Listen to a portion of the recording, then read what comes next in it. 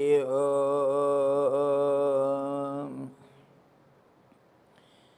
श्री गणेशाय नमः। ओम यतः सर्वाणि भूतानि प्रतिभान्ति स्थितानि च यत्रैव पशमं यान्ति तस्मै सत्यात्मने नमः। ज्ञाता ज्ञानं तथा ज्ञेयं द्रष्टा दर्शनदृश्यभु कर्ता हेतुः क्रिया यस्मात् तस्मै ज्ञप्त्यात्मने नमः। स्फुरन्ति सीकराजस्मात् आनन्दसाम्बरे वनौ सर्वेषां जीवनं तस्मै ब्रह्मानन्दात्मने नमः। ब्रह्मानन्दात्मने नमः।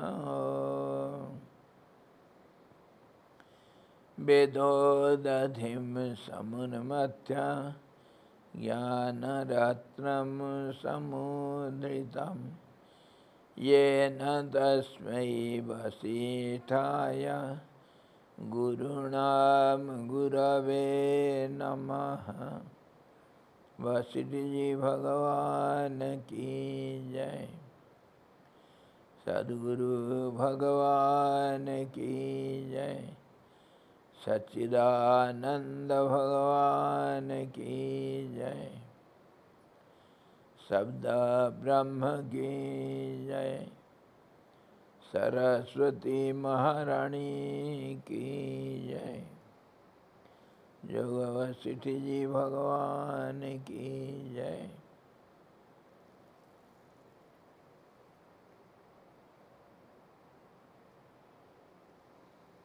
हरि ओम।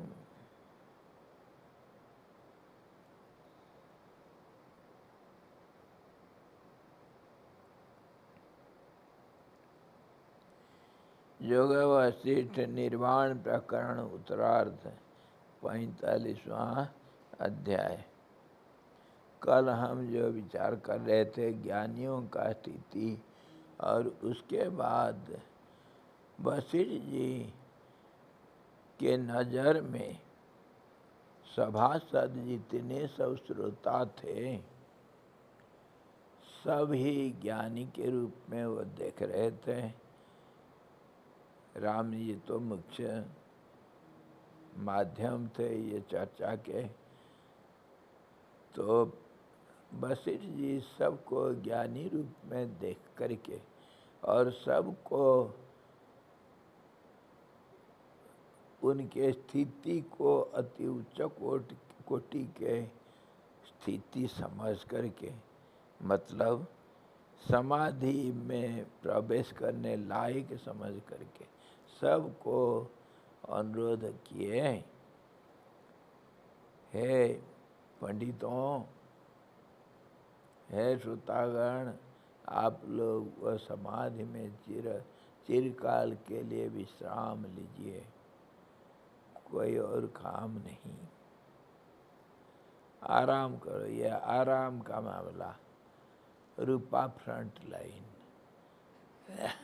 रूपा फ्रंट लाइन, आराम का मामला।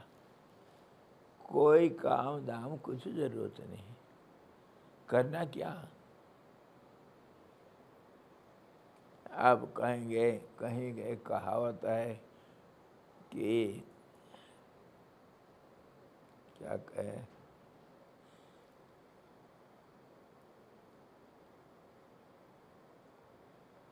क्या कहे, भोजन बिनु भजन न हो तो गोपाला। ये तेरू कंठी, ये तेरू माला। ले वो खाली पेट में नहीं हो सकता है, तो पेट के लिए तो करना पड़ता है यार। तो कैसा कहोगे कि बैठ जाएंगे चुपचाप। कभी बैठे हैं? सांझ बैठे हैं कभी? जहाँ भी होगा सब छोड़ छाड़ के क्या आंख बंद करके पेट का सोचना नहीं, शरीर को सोचना नहीं, बैठे हैं कभी?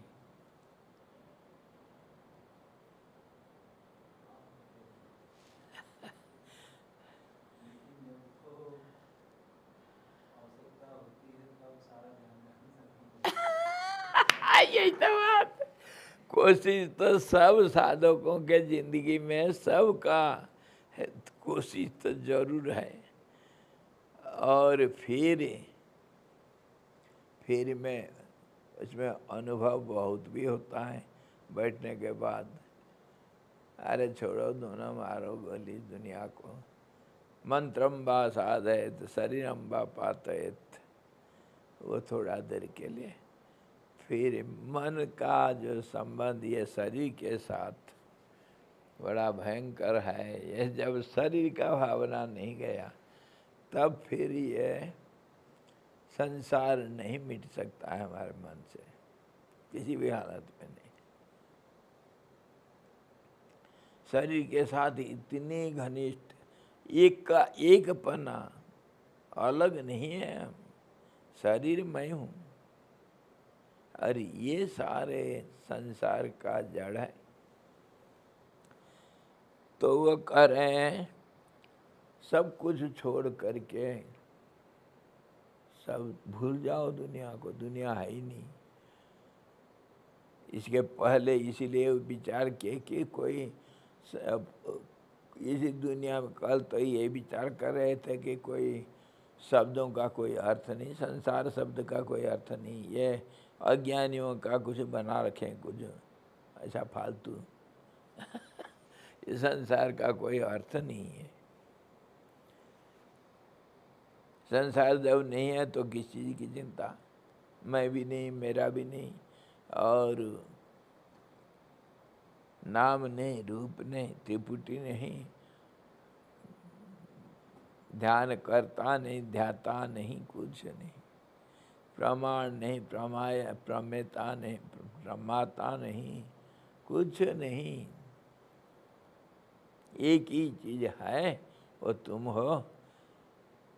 होश में आ जाओ, होश। इतना कल बोले थे, आज हम देख रहे हैं आत्मस्वरूप में विश्रांत होने के उपाय बतलाते हैं। बहुत पहले बतला रखे हैं, कोई कम उपाय बताए? हाँ, सब द्वैत को खंडन करके अद्वैत में स्थिति, ये तो बार बार हम विचार करेंगे। वो त्रिपुटी का एक में लय करना, नाम रूपों का एक में लय करना, ध्याता जो उसको उसी के अंदर सब कुछ देखना, एक में लय करना, और क्या नहीं किए हैं सब।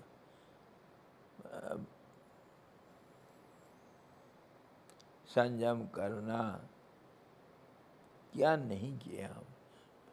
सारे रास्ता जितना हो सकता है सब देख लिए। अब फिर कह रहे हैं, फिर उपाय बता रहे हैं।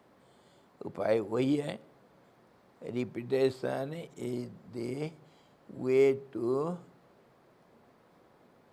Repetition is the way to success, sure ways of success.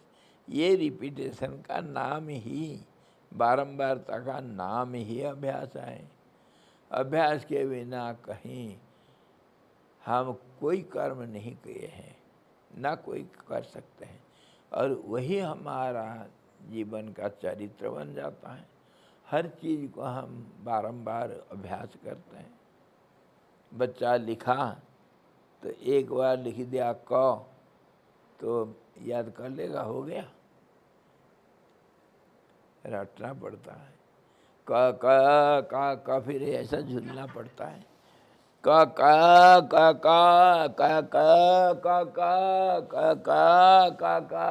अरे वो क्या कर रहा है तू? का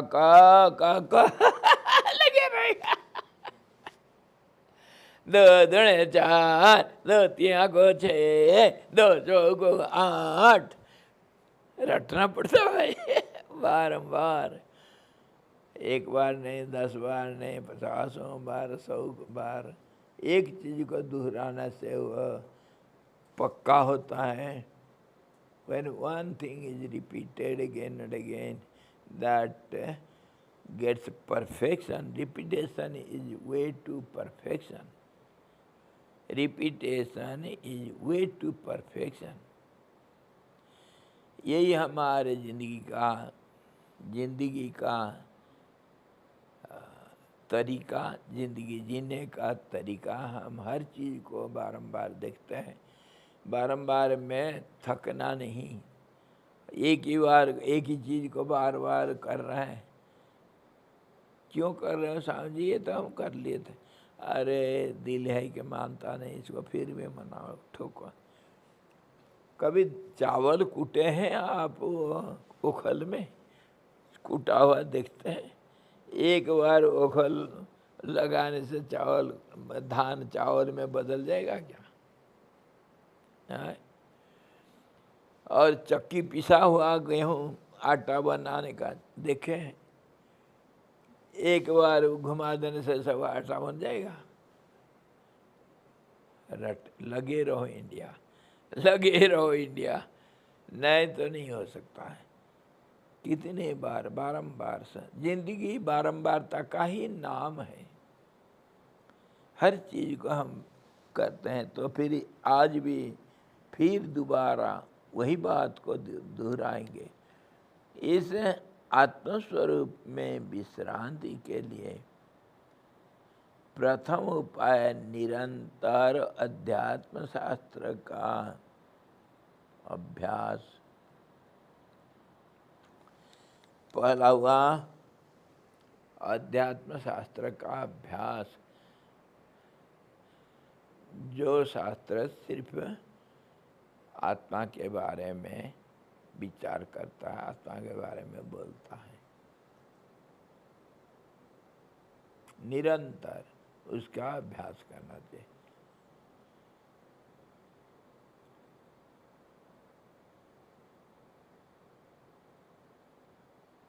गुरुदेव का कहना था, फास्ट गॉड, सब कुछ छोड़ के भगवान का काम करना।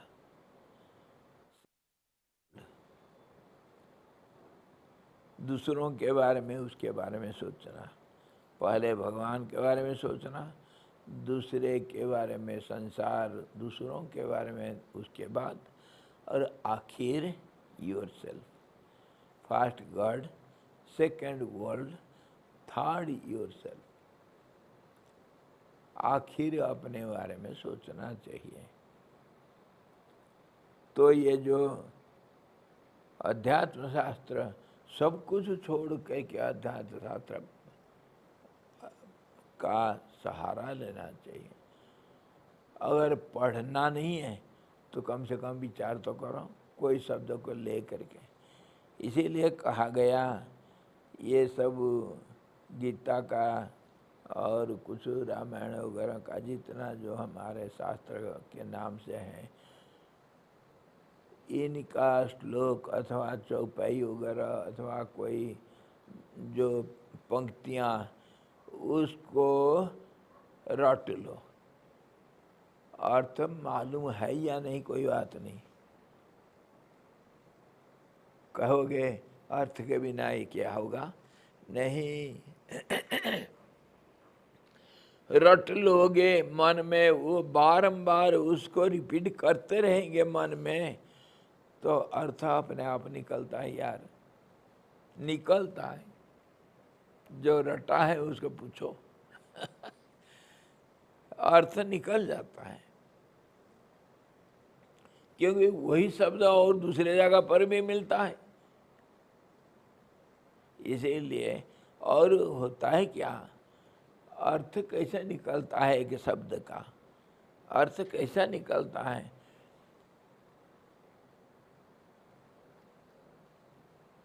जो एक शब्द को हम बार बार उच्चारण करते हैं उसमें कुछ एक स्पंदन पैदा होता है। वह स्पंदन ही उसका विषय के साथ संबंध जोड़ता है। यही तो होता है। हमारे मन में सारा दुनिया बैठा है, संसार मन का नाम है। मन सबके साथ संबंध रखा है। ये हमको प्रकट रूप से पता नहीं चलता है, लेकिन ये चित्त जो है ना, चित्त सूक्ष्म मन, ये सारा संसार का तो सारभूत है। कैसे? चित्ती जो महामाया, जिसका नाम चित्ती, जो संसार को रचा, वही तो चित्त रूप से उसके अंदर सारे संस्कार पड़ा हुआ है। चित्त रूप में वो सब में चेष्टा प्रदान करता है और वही रूप बदल करके वो संस्कारों को एक को अनेक में बदलने के लिए एक चेष्टा प्रदान करता है। जो चेष्टा का प्रक्रिया, तो उसी को तो अहंकार, बुद्धि, मन इत्यादि कहते हैं। और क्या कहते हैं? और ये जो प्रक्रिया शुरू हो गया तो संबंध बन गया, तो उसको कहते हैं चैत्य संसार।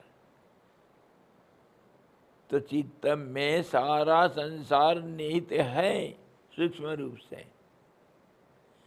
और वो जो रिपीटेशन करते हैं, वो जो वाइब्रेशन पैदा होता है, जो स्पंदन पैदा होता है, वो चित्त को स्पंदित करता है।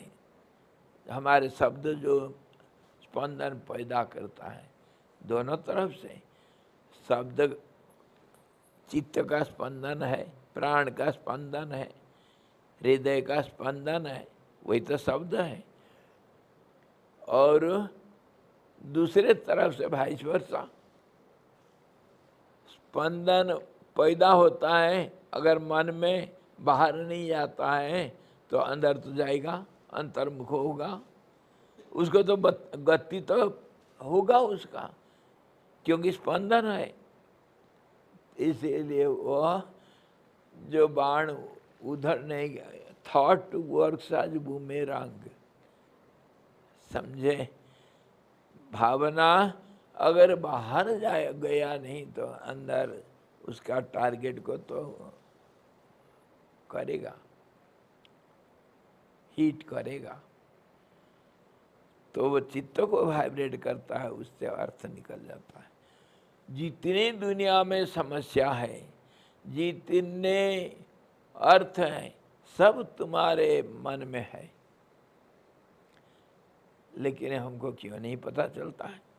पता नहीं चलता है इसीलिए कि वो मन इतनी चंचल है, वह टिकता नहीं।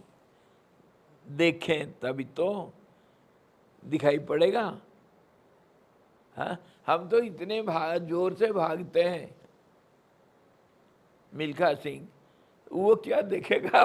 रास्ता में क्या लिखा हुआ, क्या पड़ा हुआ, क्या देखेगा? इसीलिए ये चंचलता के कारण वो सारा अस्पष्ट हो जाता है, कुछ स्पष्टता नहीं मिलता है। सब कुछ है, इसमें दो राय नहीं। जिस आधार पर आप बोलता हो, आधार तो यह है, हर चीज़ हर समय में, हर हालत में, सब जगह पर मौजूद है। Everything is available everywhere at all condition in all time. ये किसके आधार पर बोलता हूँ? क्योंकि truth is one and it is all pervading, all mighty, all mighty, all omniscient, omnipresent and omnipotent। इसी के आधार पर ये कहा गया everything is available everywhere at all conditions. तो तुम्हारा चित्त भी सारे ज्ञान का खान है, लेकिन वो ढका हुआ है। वो जो कहानी मैं कह रहा था ना, वो भीख मंगा के घर में सोना चांदी गड़ा हुआ था। खोदोगे तभी निकलेगा। यही हालत सबका। स्थिरता में वो सारा साफ होता है, अस्थिरता में अस्पष्ट हो जाता है। यही बात है। चलो अब स्वामी जी, जी। पहले आप बोल रहे थे चुप हो जाओ, चुप हो जाओ। हाँ जी। तो चुप होने के लिए मैंने कल बहुत दिन भर चिंतन किया। तो अच्छा, होने चुप के लिए होने के लिए चिंतन किए।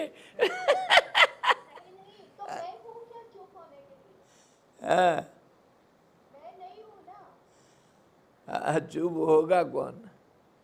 वो वही चुप होना है एक ऑटोमेटिक प्रोसेस, ऑटोमेटिक स्टेट। वो प्रोसेस नहीं, प्रोसेस नहीं है। वही तो कह रहे हैं, चुप होना मतलब समाधि स्थिति और ध्यान का स्थिति। तो अगर मैं ही नहीं हूँ तो चुप क्या हूँ? हाँ, वो अगर मान लिया गया पक्का, मान लिया गया पक्का, तब तो फिर ये चुप होने का सवाल नहीं उठता है। आप सहज समाधि में, सहज अवस्था में हैं, पर मानता कहाँ? मानता ही नहीं। मान लिया तो काम बन गया। इसी प्रकार ये जो रटना बिना अर्थ का, अर्थ तो अंदर है, उसको रटना मतलब बार बार ओखल में धान कूटना। उसके बार बार आघात करोगे तो धान कभी चावल बन जाता है, उसका छिलका सब निकल जाता है। छिलका, ढक्कन, उसका जो कवरिंग, मल विक्षेप निकल जाता है। ये है सीक्रेट। किसी चीज को बारंबार अगर रिपीट करेंगे, तभी तो कहा गया repetition is way to perfection.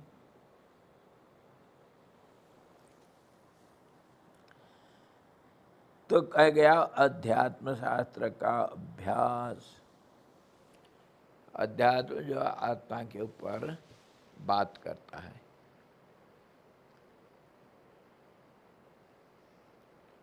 सब छोड़ के भगवान का चिंतन करना। एक बार क्या हुआ, स्वामी जीदान जी महाराज अपने मीटिंग हॉल में ऋषिकेश में बैठे थे और सारे बहुत भक्त लोग बैठे हैं और चल रहा है कुछ, कितने किस्म के कितने लोग आते हैं, कितने बातें सब होती रहती हैं, कोई कुछ कोई कुछ, सारे मिल रहे थे, चल रही थी। तो अचानक एक बच्चा 7-8 साल 10 साल के अंदर होगा, एक बच्चा अंदर घुस करके आ गया। बच्चों को कोई रोक टोक कुछ नहीं होता है।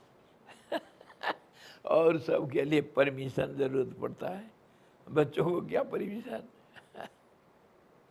बच्चों को कोई परमिशन का जरूरत नहीं पड़ता, कहीं भी जाएंगे कुछ भी करेंगे, हैं? तो अंदर गया, घुस करके बैठ गया, स्वामी जी के सामने बैठ गया। स्वामी जी, मुझे बताओ तो वो आत्मा क्या चीज होता है? याद आए ऋषि?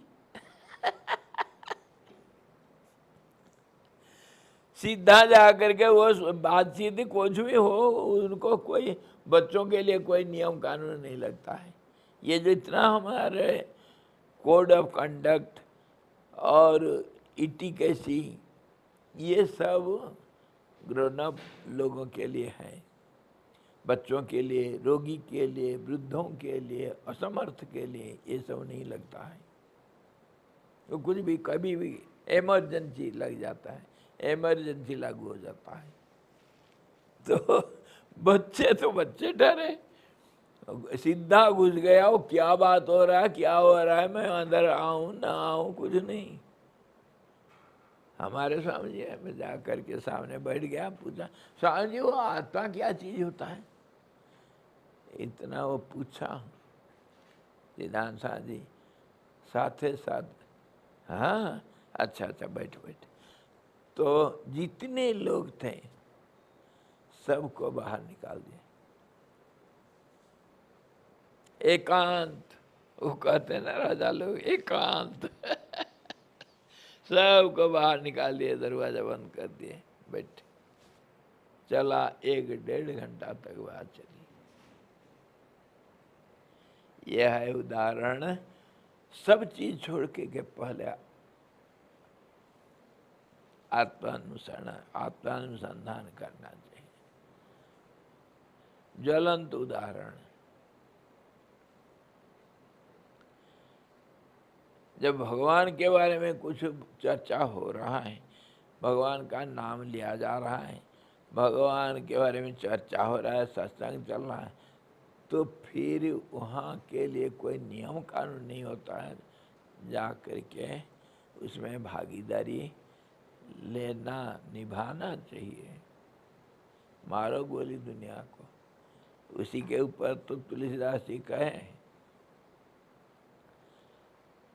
तजहु तात ताहि कोटि बैरी सम, यद्यपि परम सनेही, जाको प्रिय न राम वैदेही।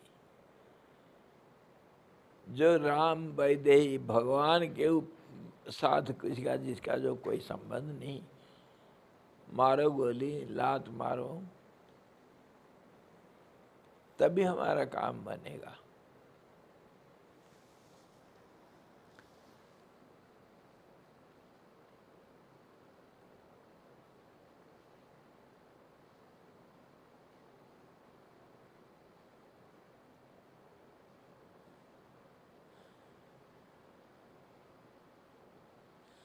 साधु के संग लाग रे तेरे बिगड़ी बनेगा। भजन में गाते हैं, जो बिगड़ा हुआ बन जाएगा, बना हुआ बिगड़ेगा नहीं। सत्संग का महिमा तो हम इसको पहले विचार किए हैं। सत्संग निरंतर होना चाहिए, और सत्संग अनेक किस्म के हैं। किसी भी हालत में अध्ययन करना, अध्यापना करना, चर्चा करना, आपस में बैठ कर के उसके ऊपर बात करना, शास्त्र पढ़ना और उसको पढ़ाना, किसी को सुनाना, और फिर आपस में बातचीत करना, मनन करना इत्यादि। कहीं कुछ कथा प्रसंग चल रहा है, उधर बैठ के सुनना, श्रवण मनन निधिध्यासन सब किस्म, सब सत्संग का नाम है। ये निरंतर होते रहना चाहिए। और कुछ हम गीता इत्यादि का कुछ श्लोक हम याद किए हैं, मन ही मन चलता रहता है, वहाँ मन काम करता है, हाथ पैर और कुछ हम काम करते हैं, मन तो काम लगे रहता है। क्या अर्थ होगा, ये क्या अर्थ होगा, तो निकल जाता है। और ये निरंतरता बना रहता है। इसी प्रकार अध्यात्म शास्त्र का अभ्यास करते रहना चाहिए, और इसी का नाम है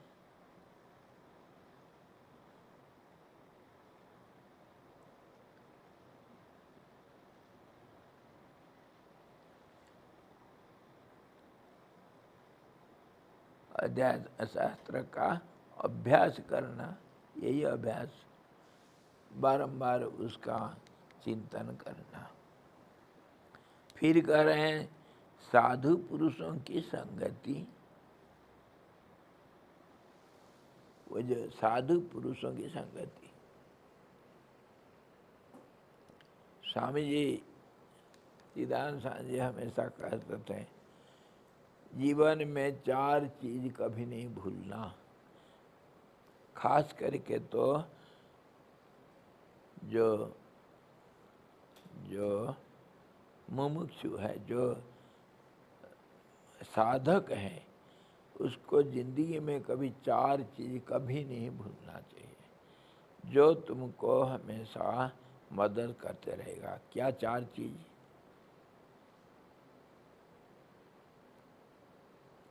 एक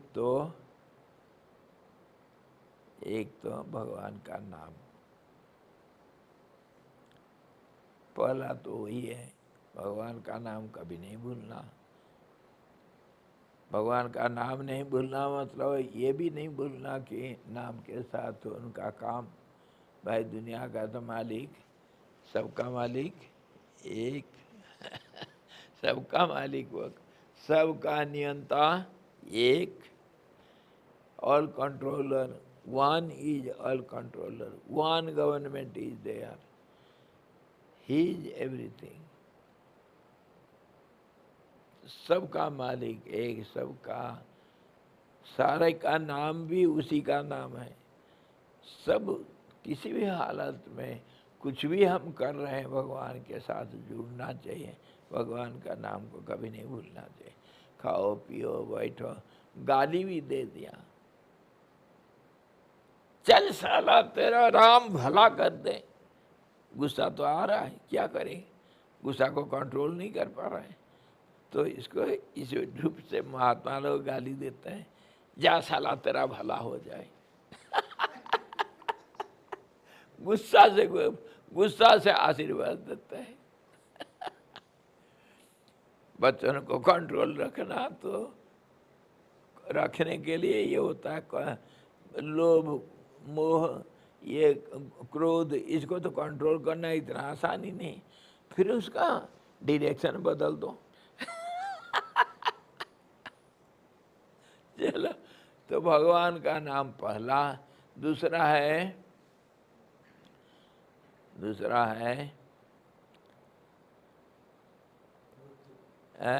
मृत्यु। अपना मृत्यु को कभी नहीं भूलना, अपना मृत्यु को कभी नहीं भूलना। एक कहावत है नीति शास्त्र में, अजरामरवत प्राज्ञः, अजरामरवत प्राज्ञः,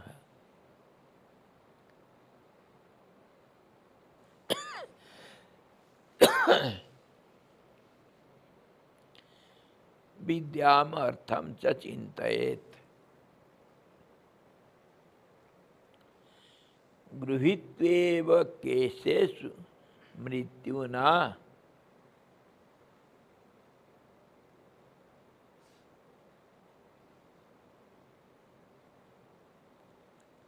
गृहीत्वेव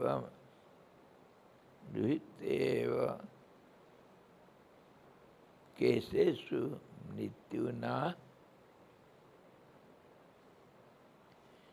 धर्मम आचरेत्। क्या कहा?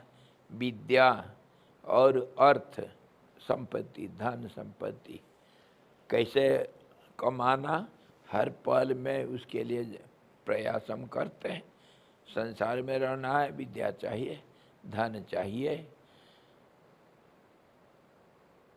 अजरामरवत प्राज्ञः, बुद्धिमान पंडित लोग क्या करते हैं, सोचते हैं मैं मरूंगा नहीं कभी, मैं अजर अमर हूँ, इसीलिए कमाते जाऊं, मृत्यु को नहीं याद करना। जो दुनियादारी के लोग, जो समझदार दुनियादारी के लोग हैं, संसार के लोग जो समझते हैं, वो क्या सोचते हैं, मैं अजर हूँ, अमर हूँ, लगे रहो, पैसा कमाओ, विद्या कमाओ, खूब विद्या, बुद्धिमान विद्वान बनो, खूब धन संपत्ति कमाओ, हो घर द्वार सब, लगे रहो इंडिया। ये जो संसारिक जीवन में ये होता है। और जब धर्म आचरण करने के लिए जाते हो तो ये सोचना मृत्यु मेरे चोटी पकड़ रखा है। गृहीत्वेवन केशेषु मृत्युना धर्मम आचरेत। काल मेरे चोटी पकड़ के मेरे सिर में बैठा है, खींच रहा है मेरे को, ऐसा सोच करके धर्म आचरण करना। मतलब कहने का धर्म में देरी नहीं करना। रावण उसी को सिखाया था क्या इसको, लक्ष्मण को। जब आखिर रावण मर रहा था, राम जी बोले लक्ष्मण ये बड़ा विद्वान है, बड़ा पॉलिटिशियन है, इससे कुछ शिक्षा लाभ करो। अभी ये अस्त हो रहा है, ये ज्ञान का भंडार, ज्ञान का सूर्य अस्त हो रहा है, कुछ ले लो। लक्ष्मण जग गया तो रावण यही बोला था, शुभस्य शीघ्रम अशुभस्य कालहरणम। शुभ मतलब ये धर्म कमाना, मैं बहुत कुछ हमेशा उल्टा किया मैं, और मेरा हालत ये है। और नहीं तो अगर उल्टा करता तो मैं तो स्वर्ग के लिए सीढ़ी लगा देता था, और मैं तो फिर सारा दुनिया को अपना बना लेता था। कोई दुश्मन नहीं होते मेरा, मैं सबको सताया, संसारी की सब कुछ किया जो नहीं करना चाहिए, और जो करना चाहिए था उसको नहीं किया। शुभे सुशीघ्रम अशुभस्य कालहरणम। शुभस्य शीघ्रम है, अशुभस्य कालहरणम, टालते रहना, पेंडिंग फाइल में डाल देना। हाँ कल करेंगे, किसी को मारना है, किसी के साथ लड़ना है, अरे आज नहीं, कल जाऊंगा, साले को ऐसा मारूंगा ना। किसी के साथ लड़ाई करना है, किसी का कुछ नुकसान करना है, मेरा ऐसा किया था तो मैं उसको छोड़ूंगा नहीं। हाँ देखेंगे, कल करेंगे, परसों करेंगे, आज वो उसके घर में बहुत लोग हैं, आज नहीं जाना चाहिए, टालते रहना चाहिए। और शुभ कार्य में देरी नहीं करना, जितना बाधा आता है उसको लात मार के जल्दी कर लेना चाहिए। शुभस्य शीघ्रम अशुभस्य कालहरणम। और धर्म कमाने में काल मेरे चोटी पकड़ के सिर में बैठा है, ऐसा सोच करके धर्म आचरण करना, देरी नहीं करना मतलब। और जो सांसारिक कर्म करना है, धन कमाना, विद्या कमाना है, नाम यश कमाना है, उसके लिए सोचना मैं तो अजर अमर हूँ, मैं कभी नहीं मरूंगा, चलो लगे रहूं। और मरण को कौन सोचता है? मरण को कौन सोचना चाहिए? साधक। मरण को सोचने से हम कोई कर्म, सांसारिक कर्म अथवा कोई निषिद्ध कर्म करने के लिए हिम्मत नहीं कर सकते, हिम्मत नहीं कर सकते। अरे पल भर में तो मरना है, ये धन को मैं क्या करूं, है रख तेरा। अभी तो आखिर टाइम है, आखिरी टाइम है। हमारे समाज में, हिंदू समाज में हमारा क्या प्रथा है, मरने वाले के मुंह में थोड़ा गंगा जल डाल दो, थोड़ा तुलसी पत्ता डाल दो, और उससे राम कहवा दो, थोड़ा दान करवा लो। शुभ कर्म करना, क्योंकि मरण अति निकट है। इसलिए जितना शुभ कर्म वो नहीं कर पाता था उसको करवा दो। इसी प्रकार मरण को हमेशा याद रखना, ताकि अशुभ कर्म हम नहीं कर सकते हैं। और संतों का चरित्र, संतों का चरित्र कभी नहीं भूलना चाहिए। हर पल में ये हमको प्रेरणा देती रहती है। इस परिस्थिति में महाजना जेन गता सा पंथा, बड़े लोग संत लोग इस परिस्थिति में क्या आचरण किए हैं, उससे हमको प्रेरणा मिलती है, समाधान मिलती है। इसीलिए संतों का जीवन चरित्र को भूलना नहीं चाहिए। हमारे है भारत में संतों की अभाव नहीं। ये भूमि ऐसे ही है। ये भूमि सोना चांदी उगता है, उगाता है। किसके लिए? संसारी जीव के लिए। संतों महात्मा को उगाता है साधकों के लिए। ये जमीन में जहाँ एक धूल भी देखोगे वो संत का पैर पड़ा है उधर। भारत का इतिहास ऐसा है। तो संतों का चरित्र बड़े बड़े सब है, इतिहास और हमारे ग्रंथ है, भक्त चरित्रमाला लगभग सब भाषा में है और सारे प्रांतों में अलग अलग भक्त सब कितने हो गए, कितने साधु महात्मा हो गए। तो उनके चरित्र को कभी भूलना नहीं। वो प्रेरणा का स्रोत है। वो इसी प्रकार क्या नहीं भूलना? शास्त्र वचन, गुरु वाक्य और भगवान का नाम, मरण। वही तो जब संतों का वाणी, संतों का जीवन चरित्र, ये चार चीज कभी नहीं भूलना चाहिए। इससे हमारा निरंतर अनवरत सत्संग चालू रहेगा। वही वो कराए कि पहला तो शास्त्र, अध्यात्म शास्त्र का अभ्यास करना और साधु पुरुषों का संगति करना चाहिए। कुछ नहीं होगा। अरे आग के पास बैठने से गर्मी लगी जाता है यार, नहीं लगता है? गंगा जी के पास बैठो, देखो क्या आनंद आता। क्यों? मन को, शरीर को ठंडा कर लेता है। उसका स्वभाव है।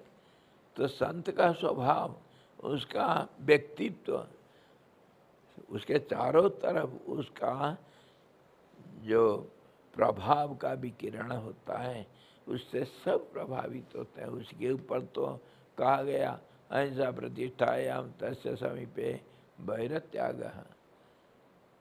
जब अहिंसा में प्रतिष्ठित हो गया तो फिर बाघ आदि हिंसर प्राणी उसके पास हिंसा को त्याग देते हैं, वैरिकपना को त्याग देते हैं। वो क्योंकि संत का हृदय तो सबके लिए प्यार, सबके लिए सद्भावना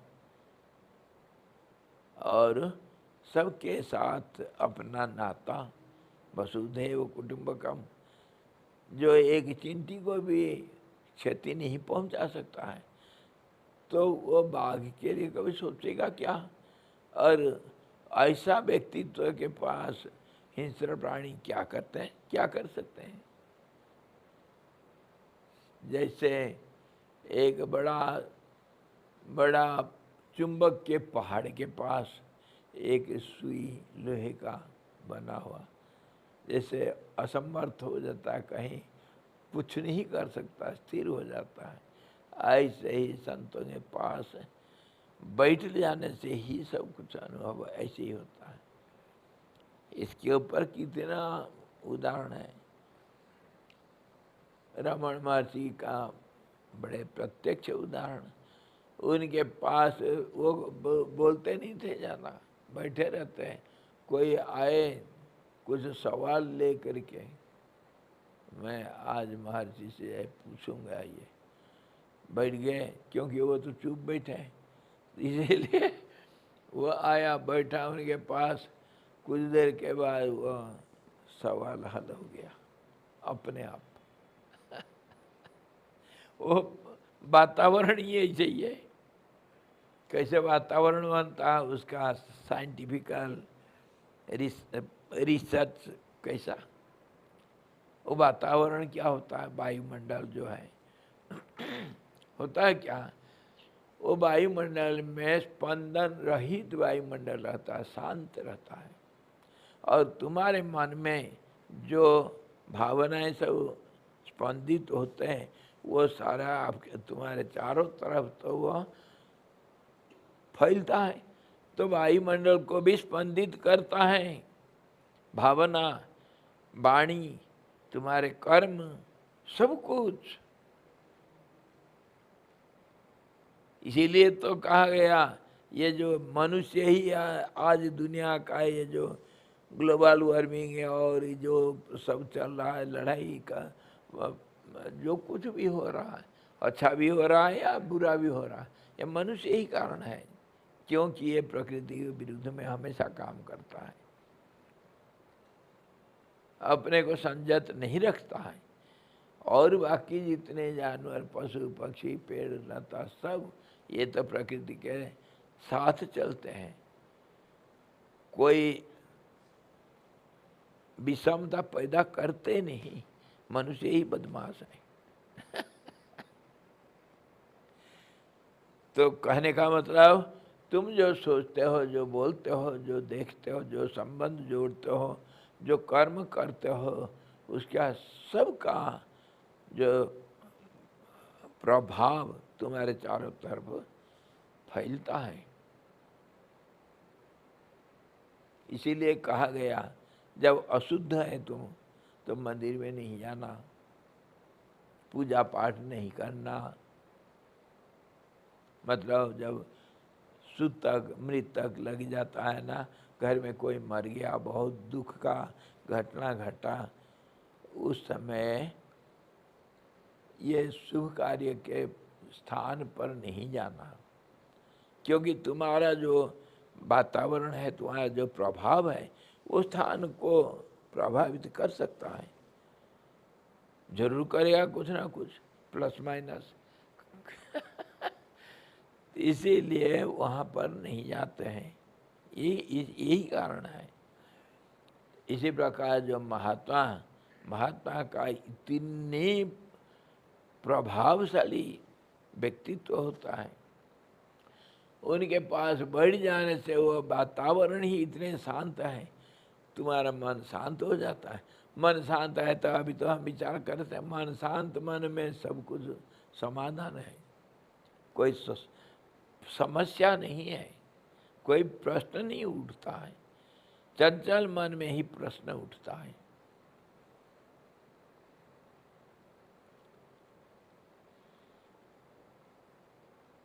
इसी प्रकार संतों के पास बैठने से, मैं कितने बार गुरुदेव के पास इसका अनुभव किया हूँ, सिद्धांत स्वामी के पास मैं अनुभव किया हूँ। खाली ये नहीं, ये तो हमारे संबंधित है करके मैं करा, बहुत संतों के पास मैं संग किया हूँ। बैठते ही कुछ और महसूस होता है। कोई रंग अवधूत एक थे, नर्मदा किनारे, गुरुदेव के बहुत पुराने दोस्त थे, बड़े भारी संत। गंगोत्री में अवधूत लोग और भी दूसरे जगह पर महात्मा के पास बैठो, कुछ पूछना जरूरत नहीं।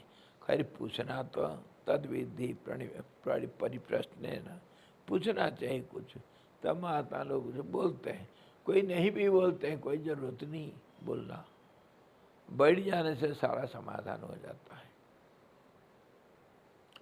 इसीलिए कहा गया सत्संगति, साधुओं के पास बैठना चाहिए। जैसे हम अग्नि के पास बैठने से गर्मी, गंगा जी के किनारे बैठने से ठंड शांति, मरुभूमि में जाने से सूखापना अनुभव होता है, ऐसे ही संत के पास बैठने से शांति महसूस होती है।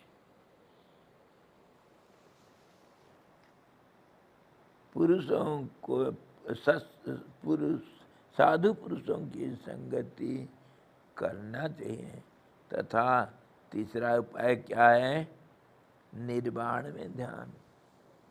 ये भी बड़ा भारी चीज है। निर्वाण मतलब मुक्ति पद, जो स्थिति परमात्मा का।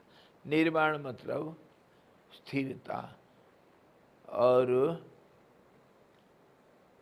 जहाँ सांसारिक इच्छा, राग, द्वेष इत्यादियों का कोई लवलेश नहीं है, उसको निर्वाण मतलब सब खत्म हो चुका है। निर्वाण मतलब समाप्त, समाप्ति। समाप्ति का ध्यान करना चाहिए। निर्वाण मतलब क्या है, क्यों? यह है जिंदगी का लक्ष्य। अगर लक्ष्य को हम भूल जाते हैं तो पथभ्रष्ट होना, रास्ता भूल जाना, ये तो स्वाभाविक है। हाँ, तुम कहाँ जा रहे हो? पता नहीं। अरे पता नहीं तो कहाँ? तो कोई भी रास्ता में जा सकता हो। मैं भूल गया कहाँ जाना था।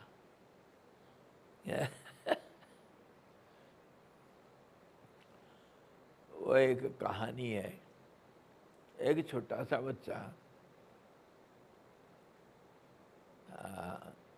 इनोसेंट, कुछ नहीं जानता है। उसके माँ बाप के साथ कभी चला, माँ बाप उसको छोड़ के घर में नहीं जा सकते हैं। बड़ा भारी मेला लगा हुआ था, जहाँ हजारों किस्म के लोग और चीज़ सब आ रखा है। एग्जीबिशन भी लगा हुआ है, जाना है, देखना है। सारे गांव वाले जा रहे हैं। वो माँ बाप दोनों निकल पड़े और बच्चा उनके साथ लग गया। बच्चे का हाथ पकड़ के जा रहे हैं।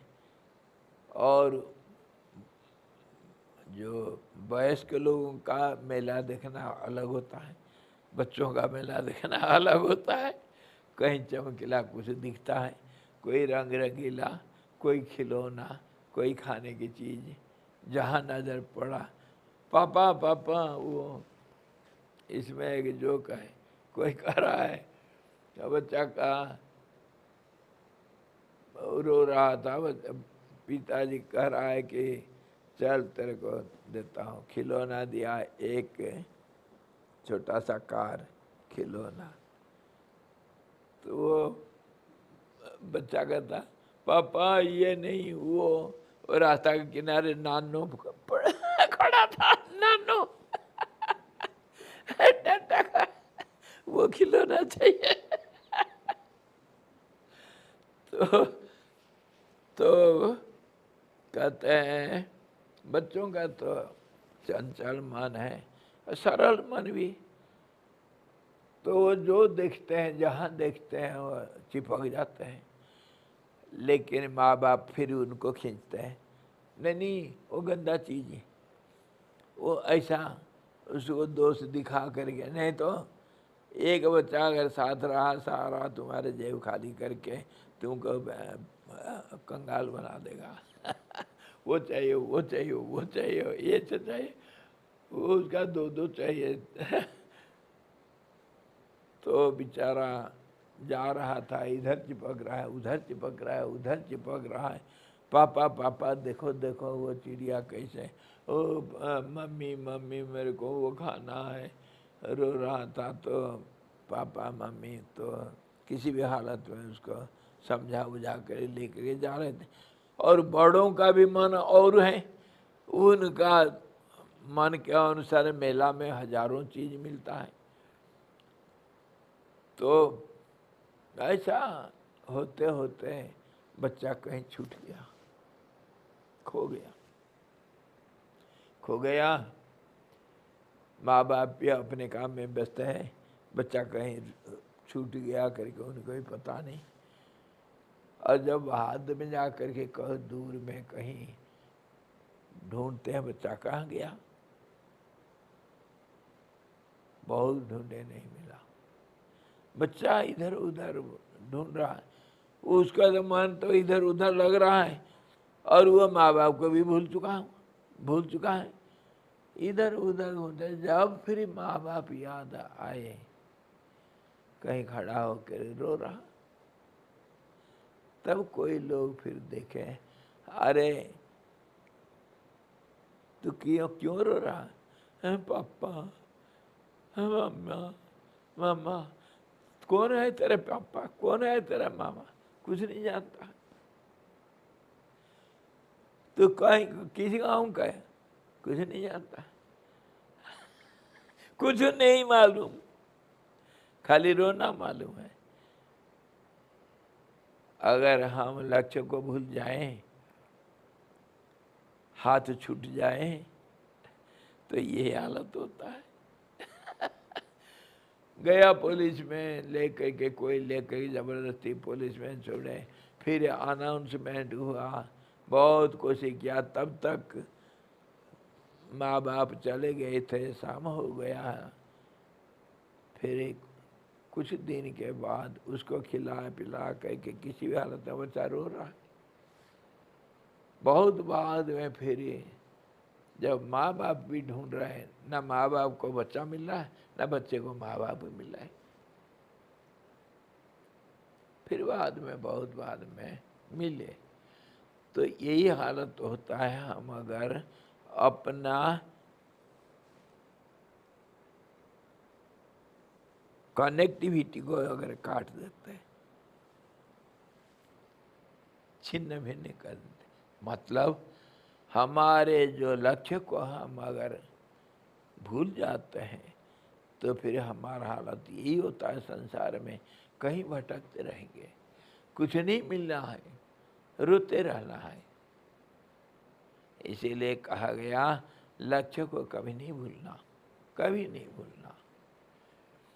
पल भर के लिए अगर भूल गया तो गया तुम, पैर फिसल जाएगा। होश में रहो, लक्ष्य को कभी नहीं भूलना। कितने भी रास्ता भटको, पर लक्ष्य अगर नहीं भूला तो फिर भटका हुआ आदमी फिर रास्ता में आ जाएगा। लेकिन लक्ष्य भूल गया, रास्ता में चलता हुआ आदमी भटक जाएगा। कहाँ जाना है पता नहीं। इसीलिए निर्वाण पद में हमेशा ध्यान रखना, ये 3 चीज कहा इधर। अध्यात्म शास्त्र का अभ्यास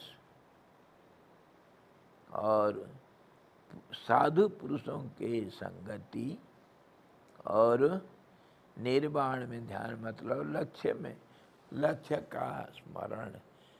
कोई कहा है सफलता का कुंजी, सफलता का कुंजी में सब पॉइंट्स हैं। जीवन में किसी भी फील्ड में सफलता पाने के लिए क्या क्या जरूरत है, अनिवार्य है, वही कुंजी है, चाबी है। पहला है लक्ष्य का ध्यान, लक्ष्य को कभी नहीं भूलना, बस, नहीं तो सफलता नहीं मिल सकता है। फिर बाकी तो आत्मविश्वास और श्रद्धा, आत्मविश्वास और निरंतरता, निष्ठा इत्यादि इत्यादि बहुत सारी चीज़ें हैं। गुरुदेव का संगीत है 18 इटीज, 18 इटीज, सिंसियरिटी, मैग्नानिमिटी, ऑनेस्टी, बहुत कुछ है, सिंप्लिसिटी, ये सारा सफलता में सहयोग देते हैं। इसी प्रकार ध्यान कभी नहीं हटाना अपने लक्ष्य से। इनमें उत्तरोत्तर उपाय श्रेष्ठ है।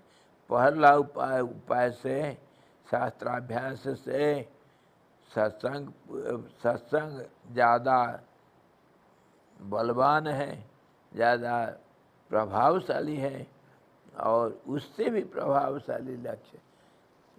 कैसे? खाली गंगोत्री का सोचने से क्या गंगोत्री मिल जाएगा? ये सबसे ज़्यादा प्रभावशाली कैसे मिल जाएगा? कैसे मिलेगा भाई? यही तो योग सांख्य योग तो यही तो बोल रहा है, और ज्ञान योग भी तो यही तो बोल रहा है, भक्ति योग भी यही तो बोल रहा है। तुम्हारे लक्ष्यों को चिंतन करो, तुम लक्ष्य रूप बन जाओगे। ये भ्रमर कीट न्याय है, भ्रमर कीट न्याय। इसी के ऊपर हम वो जीबट की कहानी बोल रहे थे, चर्चा किए थे। जीबट नाम का जो तपस्वी समाधि से उतर करके सोचा मैं देखूं संसारी जीव कैसे संसार में कैसे रहते हैं, तो वह शतरुद्री कहानी। तो जो सोचता है वो बन जाता है। तो इसी प्रकार भ्रमर कीट न्याय यही कह रहा है। भ्रमर कीट न्याय कैसे है? जैसे हमारे सारे दुनिया में हम देखते हैं, जो वंश वृद्धि के लिए कुछ ना कुछ उपाय होता है। 4 किस्म के जीव होते हैं। एक तो जरायुज, एक अंडज, एक स्वेदज और एक स्वेदज उद्भिज। ये सब कोई कारण से कार्य बनते हैं। मतलब कारण तो कुछ, कोई बीज, कोई उसका किसी प्रकार एक तरीका होता है जिसमें ये सारे इसी ग्रुप के जितने होंगे उसी तरीका से ये वंश वृद्धि करते हैं। वंश वृद्धि एक को अनेकता में बदलने का ये संसार का प्रक्रिया, इसको चालू रखते हैं। लेकिन ये सबसे न्यारा भ्रमर कीट न्याय और ये जो जीवट का बात, ये कैसा है? भ्रमर कीट न्याय कहता है कि भौरा जो है, काले ब्लैक बी, भौरा black bee, it never propagates by all these methods, 4 methods, from womb, first, second from eggs, progeny, मतलब the propagation process by 4 means, from the uterus, from the egg, from the dirty water or waste matters, and from inside the earth, with all the plant lives. 4 ways are there, but the black bee never adopts all these ways. It has different, rare, strange process of propagation. It catches a caterpillar somewhere from the leaf or some flower somewhere, and it brings the caterpillar to its hole. The black bees, they have their holes to live somewhere, anywhere they can make. They may make hole and live in it. So it brings a caterpillar, any insect, and it enters into its hole and goes on stinging on it. बार बार उसको डंस मारता रहता है, डंस मार मार करके उसको मार डालता है। वो कीड़ा को, और वो कीड़ा वो भौरा को, क्योंकि और कुछ तो देखने के लिए है ही नहीं उसके पास। डर के मारे भौरा को देखते देखते वह आखिर एक छोटा भौरा बन जाता है। भौरा बन जाता है। ये कहते हैं भ्रमर की न्याय, और इसमें अध्यात्म शास्त्र इसको सपोर्ट करता है। जो सोचोगे, आज you think so you become, आज you think so you become, तुम्हारा कहावत भी है। So if you think of an object continuously without thinking other objects, then you are bound to become it. You are that. So if you don't forget your goal, you become one with the goal. Yet logic. समझे? ध्यान करते रहो भगवान को, भगवान बन जाओगे। आज you think so you become. साधु बनने के लिए कोशिश करोगे, कभी ना कभी साधु बन जाओगे। चोरी करना चाहोगे, चोर बन जाओगे। हाँ। पहाड़ चढ़ना चाहोगे, जरूर चढ़ जाओगे। जो चाहोगे वो होगा, लेकिन इसमें थोड़ा सा अंतर है। कमजोर मन के लिए देश काल परिस्थिति का प्रभाव है, और जो शक्तिशाली मन है, एकाग्र मन है, उसके लिए देश काल परिस्थिति का अंतराल नहीं मानता है। वो तुरंत होता है, जो सोचो वही बनेगा। उसका कहते हैं सत्य संकल्प। और इसके बीच में माया का काम, या आसुरी माया, देव माया, ये वो तांत्रिक माया, वो सब माया, ये सब इन बिटवीन, बीच में आता है। जो सोचेंगे उसको वो करेंगे। तंत्र मंत्र इत्यादि जादू टोना जो है ना, ये सही है, लेकिन इसके लिए मंत्र, मणि, औषध अथवा तंत्र यंत्र, ये सब, इसका सहारा से हम कुछ भी नया चीज़ बना सकते हैं। जो हमारा वंश वृद्धि या कुछ करना या खुद बनना, तांत्रिक पद्धति है, तरीका है। बाघ बन जाता है आदमी, बिल्ली बन जाएगा, और दूसरे को भी भेड़ बना कर रख लेगा।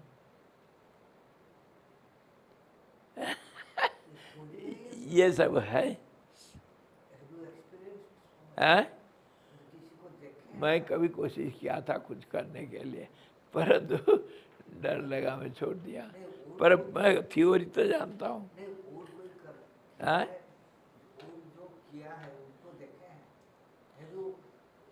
नहीं, मैं देखा नहीं, किताब पढ़ा हूँ सब, कैसे क्या करते हैं, और सुना हूँ। ये कामाख्या में ज़्यादा चलता है, और ये सब पहले ज़माने में था, सब हो जाते थे ऐसा। और इसका तरीका क्या बताऊँ, इंटरेस्टिंग है। मज़ा आएगा। वो क्या करते हैं, वो पेड़ को मैं पहचानता हूँ। एक पेड़ है, बहुत रेयर पेड़ है। पेड़ में एक लंबा लंबा फूल खिलता है, और वो फिर डंठल लंबा रहेगा, इसमें फिर 3 ऐसा हो जाएगा पंखुड़ियाँ, लंबे लंबे पंखुड़ियाँ, और बड़ा विचित्र फूल है। पेड़ भी, उसमें कांटे होते हैं, पर कांटों के ऊपर पत्ता होता है। कांटे के ऊपर पत्ता है, देखे हैं कभी? हाँ जी, कोई कैक्टस में वैसे होता है, परंतु ये कैक्टस नहीं। कांटों के लंबे लंबे कांटे होंगे, मुलायम कांटे, उसके ऊपर पत्ते होंगे और उसमें फल लगता है। उस फल को लाना, कैसे लाना है? कुछ मंत्र जप करके, और हमेशा सब कभी भी, मतलब जब कभी नहीं, उसके लिए एक विशिष्ट तिथि नक्षत्र समय है उसके लिए। उस समय में उस फल में जो पारिपार्श्विक स्थिति, उसमें विशेष रूप से कुछ शक्ति प्रदान करता है, जो शक्ति कामयाब होता है बाद में। जैसे वातावरण का प्रभाव पड़ता है इसके ऊपर। कैसे? देखो, क्या आप यहाँ शीतकाल में आम को पकता हुआ देखेंगे? कभी नहीं हो सकता है। तो कारण क्या है? वातावरण का प्रभाव वो फल के ऊपर पड़ता है ना? ऐसे ही वो नक्षत्र, वो तिथि, वो समय, वो जो फल है उसके ऊपर, पौधा के ऊपर।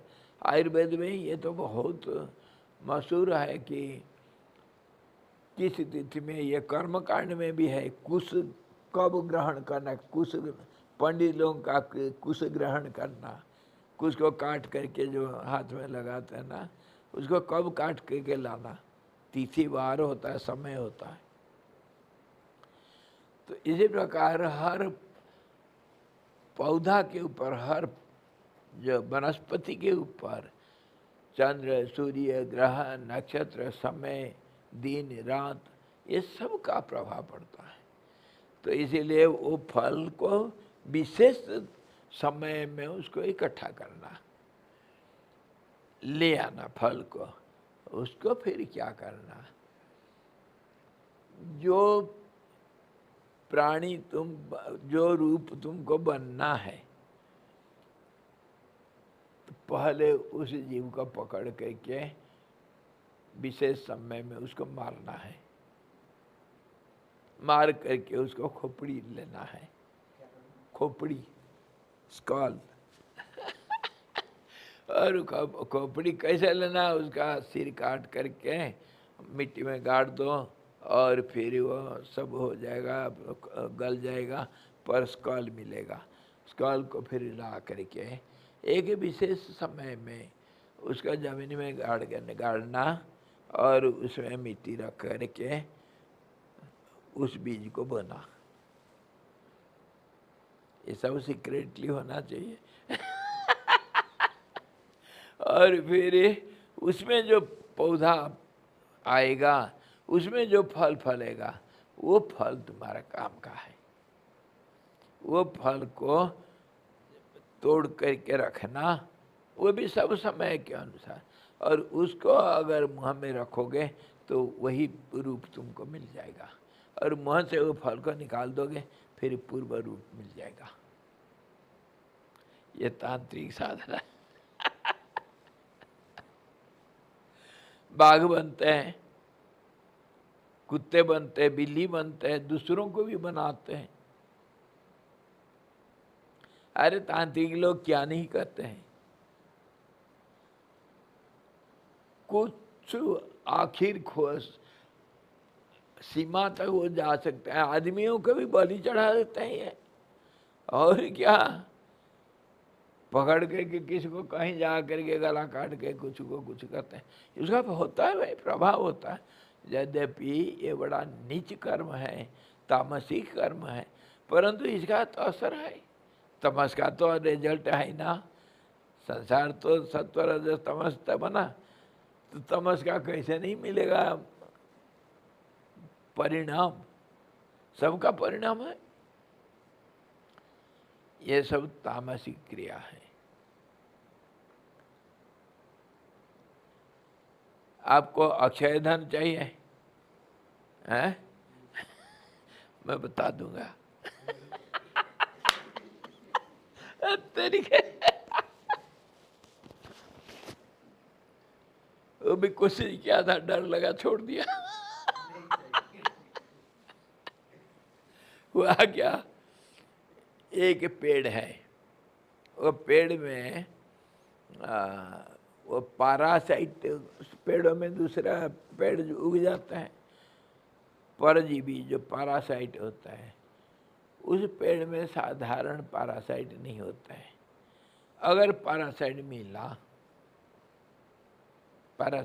मिला तो उस पारासाइट वो पेड़ को विशेष तिथि में, वही सब समय का निर्धारण है, विशेष तिथि आधा रात, साल में 1-2 बार आता है वो नक्षत्र और तिथि इकट्ठा होना, तो आधा रात जा करके वहाँ से वो पत्ता, वो जो पैरासाइट का पत्ते होते हैं उसको पंचांग ले आओ, सारा तोड़ के ले आओ। लेकिन उसको जहाँ रख दोगे, जिस चीज़ में रखोगे वो हो जाएगा, मतलब अक्षय हो जाएगा। जितना निकाल, धान, कोई अनाज, कोई चीज़, और पैसा में भी रख दो, पैसा जितना निकालते रहो निकलते रहेगा। कोई जैसे दूध दाद ऐसे कुछ हुआ, उसमें जहाँ में डाल दोगे उसको, वो अक्षय हो जाएगा। लेकिन एक लेकिन तो सब में है। वो जो आधा रात उस नक्षत्र में उसको लाओगे, वहाँ पर क्योंकि वो धन है, यक्ष उसमें रहता है, और वो यक्ष वहाँ पर उसका जगवाली करता है।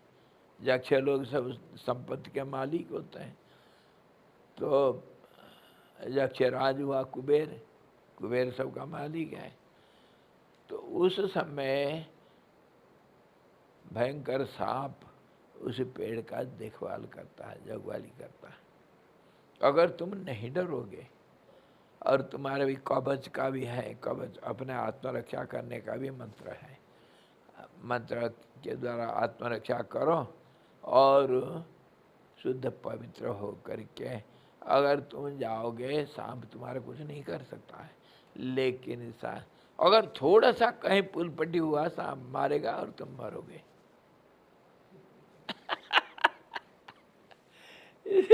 ये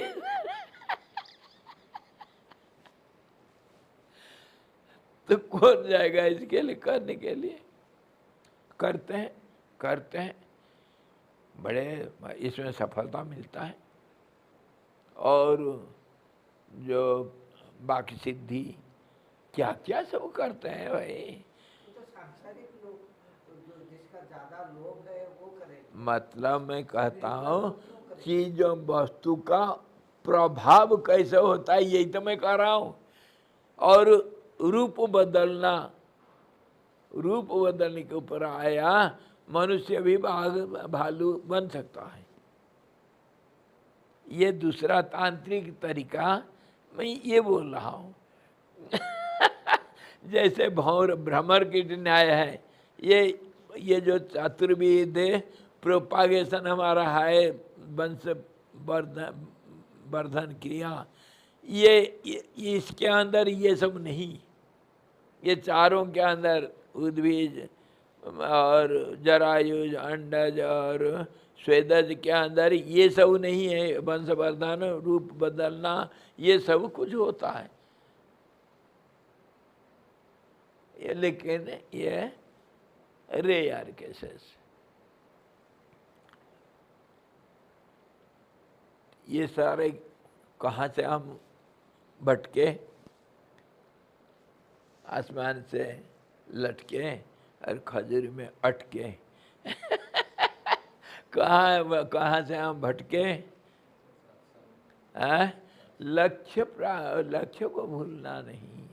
लक्ष्य को अगर सोचते रहोगे, लक्ष्य को ध्यान में हमेशा रखोगे, तो लक्ष्य रूप बन जाओगे। तदाकार वृत्ति इसको कहता है।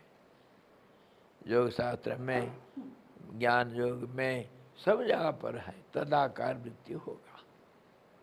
और तुम लक्ष्य रूप बन जाओगे। इतना सब सपोर्ट है तुम्हारे लिए।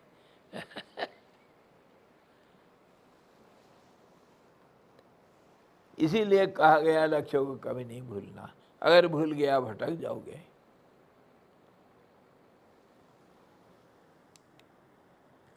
क्या क्या 3 चीज हुआ बताओ भाई। साधु पुरुष का संगति, है साधु पुरुष का संगति, पहला सत्शास्त्रों का अभ्यास।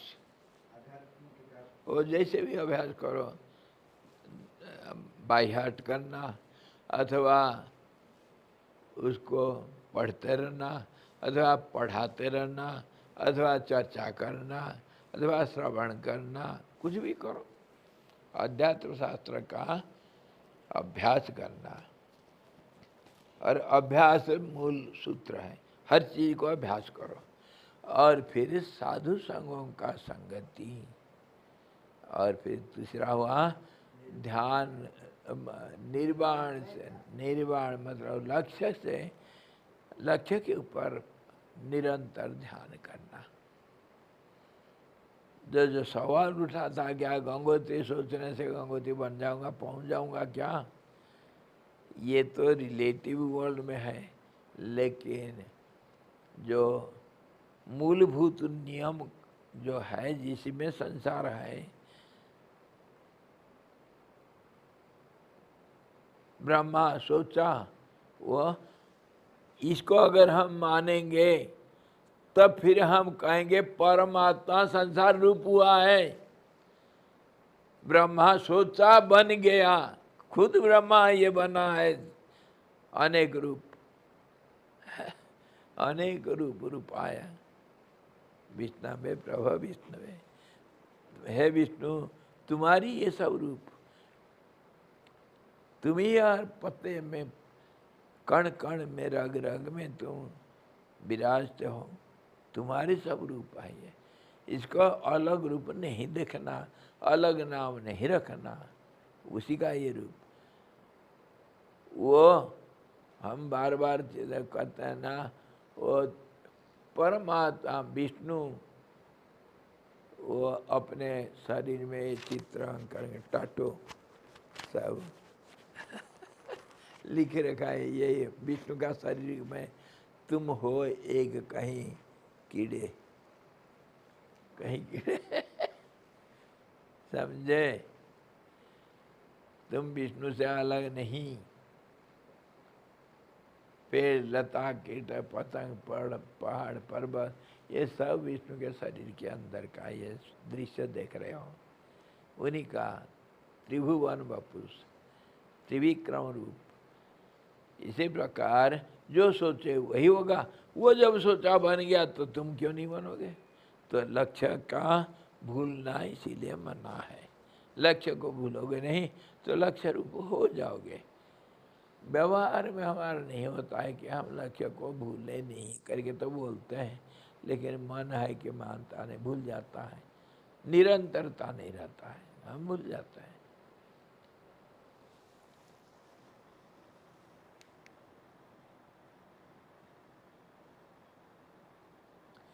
नित्य अपरोक्ष अपरिचिन्न यही ब्रह्म चित्ती जीव नामक अपने प्रतिबिंब के दर्पण स्वरूप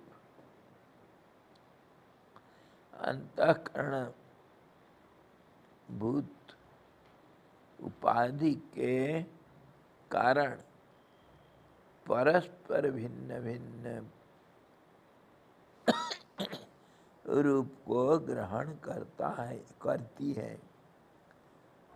प्रिय तथा अप्रिय विषयों का संघटन करने वाला ये ब्रह्मा से लेकर तृण पर्यंत विशेष, तृण पर्यंत शेष विशेष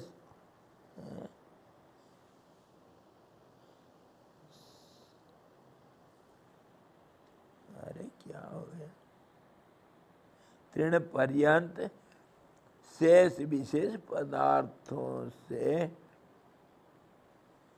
संबंध पा करके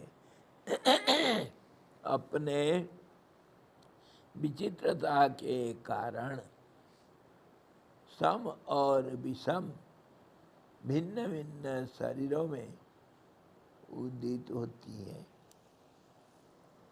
ये भी बड़ा मज़ेदार चीज़ है, कल विचार करेंगे, बड़ा बहुत गहराई से विचार करेंगे।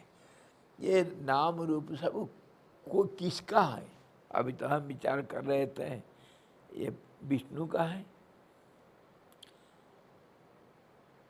तो फिर माया का क्या काम है इधर? है?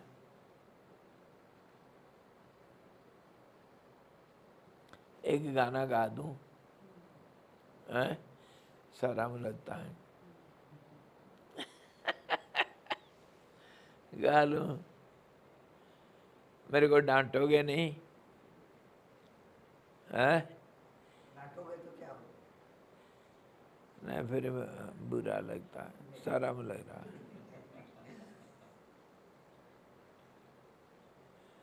किसी ने गाया, बेशरम ने गाया। कोई बेशरम ने गाया, जिसकी बीबी मोटी है उसको पति तकिया का क्या काम है?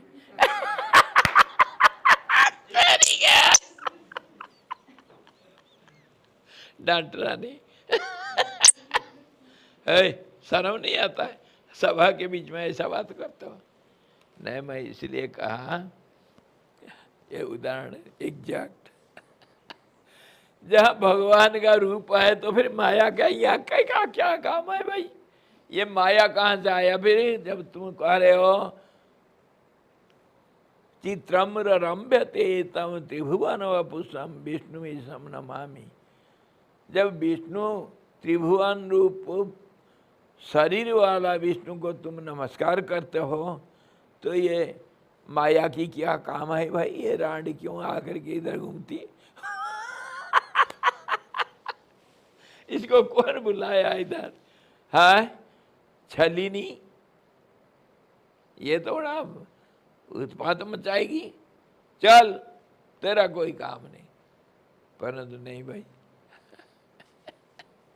अगर विष्णु के शरीर में ये टाटो कोई लिखा है तो वो ये इसके बारे में कल विचार करेंगे। ये सब नाम रूपों को कैसे ये जो परमात्मा का माया जिसको कहा गया, जो अनिर्वचनीय है, जिसके बारे में आज तक कल भी परसों भी हम विचार कर रहे थे, इस संसार का परिभाषा आज तक तो किसी ने नहीं कर पाया। बड़े बड़े फेल हो गए। और तुम कौन सा खेती का मूली? तुम आ गए संसार को परिभाषित करने के लिए। असंभव। इस संसार को किसी ने नहीं जाना। तो वैसे महामाया भी ऐसे ही है।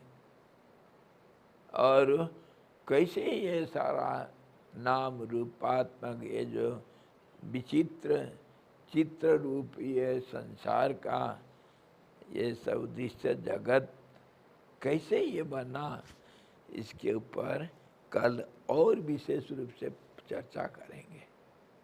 सृष्टि क्रिया भाई, और कुछ नहीं। इसको तो 50 बार कर चुके हैं। खाली भाषा बदलना, कुछ मिर्ची मसाला लगा करके, यही तो है। और क्या करोगे? एक ही चीज़ तो है। अरे रोजाना वही भात बनता है भाई, चावल उबालते हैं। कभी कहते हैं खीर, कभी कहते हैं ये पुलाव, कभी कहते हैं खिचड़ी, कभी कहते हैं और कुछ। चीज़ तो एक ही है भाई, है कि नहीं? तो ऐसे ही हमारा भाषा बदल करके, दृष्टिकोण बदल करके इसको विचार करेंगे। सृष्टि क्रम कैसा है, माया की क्या काम है, नाम रूप कैसा बना।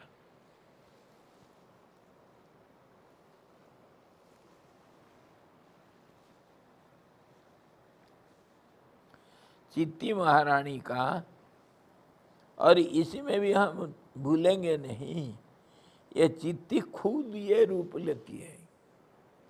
क्यों? थ्योरी तो एक ही है, जो जैसा सोचेगा वैसा बनेगा। ये चित्ती महारानी जो ये संसार को बनाया, मान लो थोड़ा कल का उपक्रम चित्ती महारानी और कोई नहीं, परमात्मा का thought process.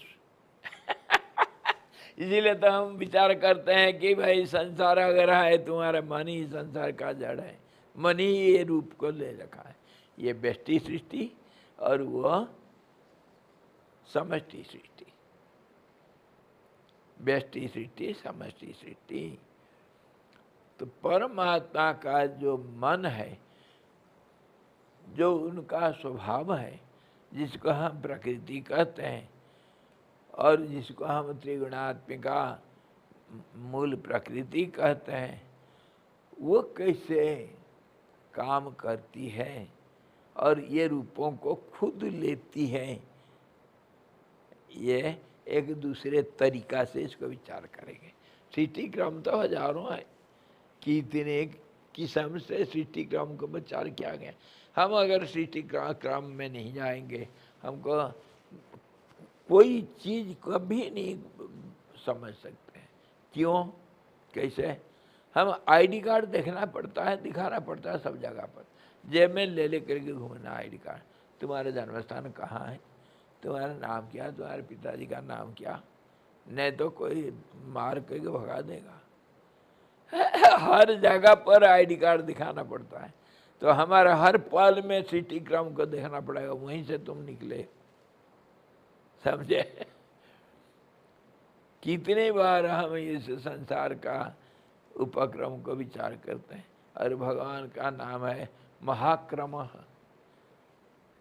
The greatest starting और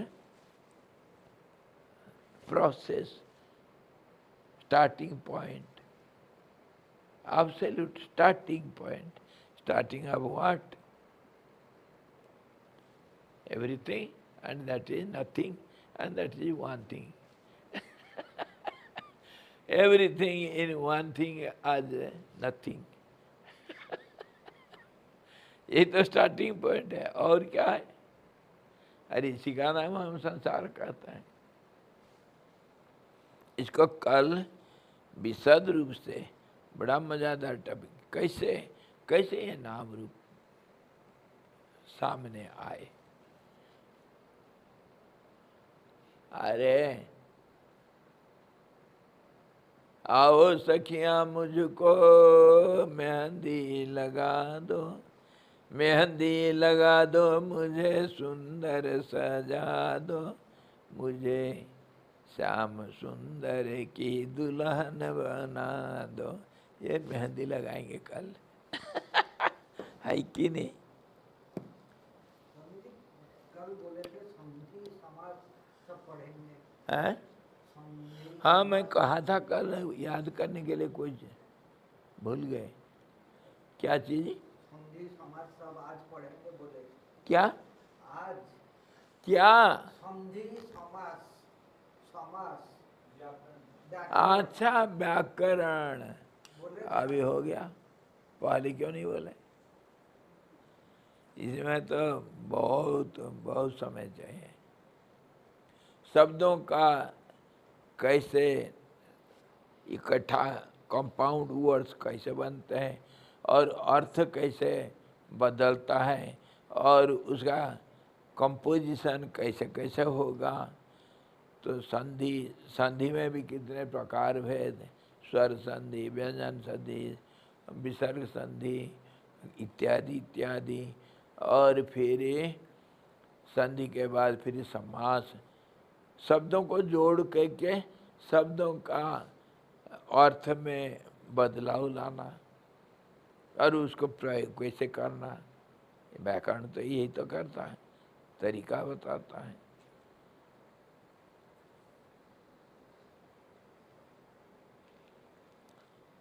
फिर कल अगर कल तो नहीं हो पाएगा, कल रविवार है ना, ये सब हमारा विषय नहीं होगा, सोमवार को देखेंगे। तो कल ये बढ़िया टॉपिक आ गया, कल सृष्टि क्रम बताएंगे, करेंगे। भैया 50 बार इसका चर्चा कर चुके हैं, लेकिन ये जो तरीका बता रहा है ना, बड़ा मज़ेदार तरीका। ये चित्ती महारानी कैसे ये मेहंदी सजाती है भगवान के शरीर में, कल देखेंगे।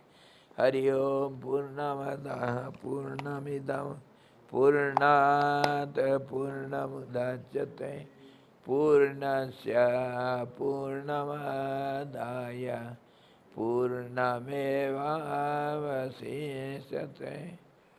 ओम शांति शांति शांति।